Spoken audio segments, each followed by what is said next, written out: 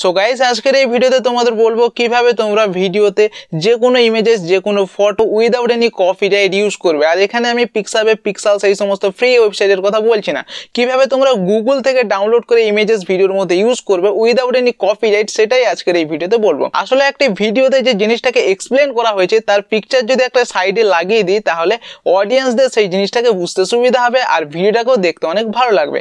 কিন্তু পিক্সেলস মিক্সকিট এই সমস্ত যে ফ্রি ওয়েবসাইটগুলো রয়েছে এখানে আমরা অনেক সময় নিজেদের পছন্দ মতো পিকচার্স পাই না। আর আমরা যখন গুগল থেকে কোনো ইমেজ ডাউনলোড করে ভিডিওর মধ্যে ইউজ করার কথা ভাবি তখন কপিরাইটের একটা ভয় আমাদের মনে চলে আসে। অনেকেই আমাদের বলে যে গুগল থেকে ডাউনলোড করে ইমেজ যদি আমরা ভিডিওতে ইউজ করি তাহলে সেখানে আমাদের কপিরাইট চলে আসবে। কিন্তু ইউটিউবে অনেক ভিডিও রয়েছে, অনেক চ্যানেল রয়েছে যারা ভিডিওর মধ্যে গুগল ইমেজেস এমনকি মুভিজ ক্লিপ, ওয়েব সিরিজের ক্লিপ ইউজ করছে অথচ তাদের ভিডিওতে কোনো কপিরাইট পড়ছে না। এর কারণটা কি? আসলে এরা অন্যের কন্টেন্টকে কিভাবে ভিডিওতে ইউজ করতে হয় উইদাউট এনি কপিরাইট সেটা এরা খুব ভালোভাবে জানে। এরা সেই ট্রিক্সটাকে মেনে চলে, যার ফলে তাদের ভিডিওতে কপিরাইট পড়ে না। আর এই ট্রিকটি হলো ফেয়ার ইউজ পলিসি। তো গাইস ইউটিউব যেমন বলেছে যে আমরা যদি ওনারের পারমিশন ছাড়া তার কন্টেন্ট আমাদের ভিডিওর মধ্যে ইউজ করি তাহলে আমাদের ভিডিওতে কপিরাইট পড়ে যাবে। কিন্তু এর সাথে সাথে ইউটিউব এটাও বলেছে যে আমরা আমাদের ভিডিওর মেন পার্টকে কভার করার জন্য কোনো ছোট পার্টে যদি অন্য কারো content without any permission use করি তাহলে সেখানে কোনো কপিরাইট পড়বে না। তো এটাকেই বলা হয় ইউটিউবের ফেয়ার ইউজ পলিসি।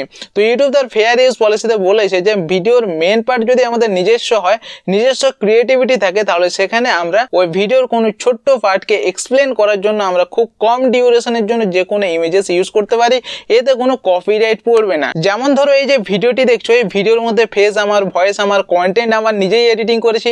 তো এই ভিডিওর মধ্যে পুরো ক্রিয়েটিভিটিটাই আমার নিজস্ব। তো এবার এই ভিডিওর মধ্যে কোনো পার্টকে এক্সপ্লেন করার জন্য আমি যদি খুব কম ডিউরেশনের জন্য কোনো ইমেজেস ভিডিওতে ইউজ করি তাহলে কোনো কপিরাইট পড়বে না। আর ইউটিউব এটাই তার ফেয়ার ইউজ পলিসিতে বলেছে। এবার এই ডিউরেশনটা কত সময়ের জন্য আমরা ইমেজকে ভিডিওর মধ্যে ইউজ করলে ভিডিওতে কপিরাইট পড়বে না সেটা কিন্তু ইউটিউব ইন্ডিয়াতে ক্লিয়ারলি বলেনি। বাট আমি যেটা এক্সপিরিয়েন্স করে দেখেছি 5 থেকে 6 সেকেন্ডের জন্য তোমরা যদি ভিডিওর মধ্যে কোনো ইমেজেস ইউজ করো তাহলে সেক্ষেত্রে কোনো কপিরাইট পড়বে না। আর কপিরাইট থেকে আরো সিকিউর হওয়ার জন্য যে ইমেজটিকে তোমরা ভিডিওর মধ্যে ইউজ করবে সেই ইমেজটিকে একটু এডিটিং করে কালার গ্রেডিং করে নেবে যাতে হঠাৎ করে ওই ইমেজটিকে দেখে কেউ চিনতে না পারে। আর যে ইমেজটিকে তোমরা ইউজ করবে সেই ইমেজ নিয়ে একটু রিসার্চ করবে, ওই ইমেজটাকে আলাদা কোনো ইউটিউবার তার ভিডিওর মধ্যে ইউজ করেছে কিনা আর কপিরাইট পড়েছে কিনা সেটাও একটু যাচাই করে নেবে।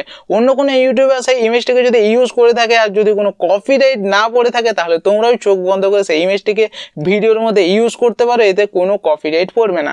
তো গাইস আশা করি বুঝতে পারলে যে ইউটিউবের ফেয়ার ইউজ পলিসি মেনে তোমরা যদি ভিডিওর মধ্যে যে কোনো ইমেজেস ইউজ করো তাহলে কোনো কপিরাইট পড়বে না। আর এরপরেও যদি কোনো জায়গায় কনফিউশন থেকে থাকে কপিরাইট রিলেটেড তাহলে তোমরা কমেন্ট করে বলবে, আমি অবশ্যই তোমাদের রিপ্লাই দেবো। তো গাইস তাহলে আজকের মতো আমরা ভিডিওকে এখানেই শেষ করছি। দেখা হচ্ছে পরবর্তী একটি নতুন ভিডিওতে।